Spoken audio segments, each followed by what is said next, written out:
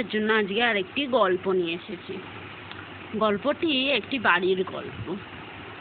আমাদের সমাজে, বাস্তব সমাজে যেগুলো ঘটে সেই নিয়ে একটি ছোট্ট গল্প। আমাদের বাস্তব সমাজে কিন্তু এরকমই দেখা যায় যে, ধরো যে বাড়িতে দুটো বউ আছে, যেমন এই বাড়িটায় দেখছো দুটো বউ আছে। দুটো বউয়ের মধ্যে একটা বউ অনেক পয়সাওয়ালা ঘরের মেয়ে, তার বাবার অনেক পয়সা আছে। আর একজন মধ্যবিত্ত গরিব ঘরের মেয়ে। তো যে মেয়ের পয়সাওয়ালা ঘরের মেয়ে, যার বাবার অনেক পয়সা আছে, সে কোনো কাজ করুক নাই করুক, সে ঘরে বসে থাকলেও সে খুব ভালো।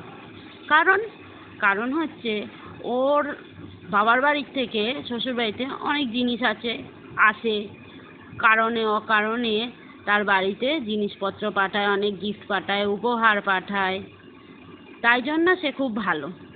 আর যে সারা দিন কাজ করে মরে, সারাটা দিন খাটে, সংসারের সমস্ত কাজ করে, সবাইকে টাইমে খেতে দেয়া, সবার দেখাশোনা করা, এইগুলো যে করে তার কোনো দাম থাকে না।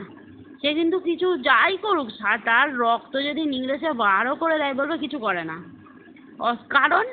কারণ ও গরিব ঘরের মেয়ে, মধ্যবিত্ত ঘরের মেয়ে, ওর বাবার বাড়ি থেকে কিছু জিনিস আসে না, তাই জন্য তার কষ্টের শেষ থাকে না। তার পাশে কিন্তু দিন শেষে তার স্বামীও গিয়ে দাঁড়ায় না।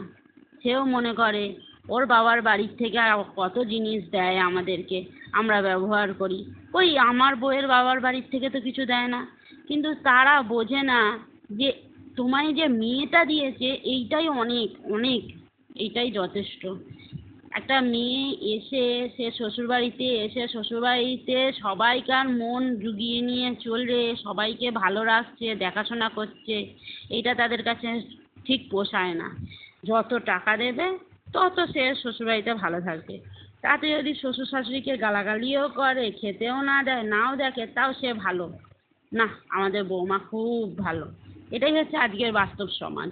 তোমাদের এটা কি মনে হয়? তোমরা আমাকে কমেন্ট করে জানাবে।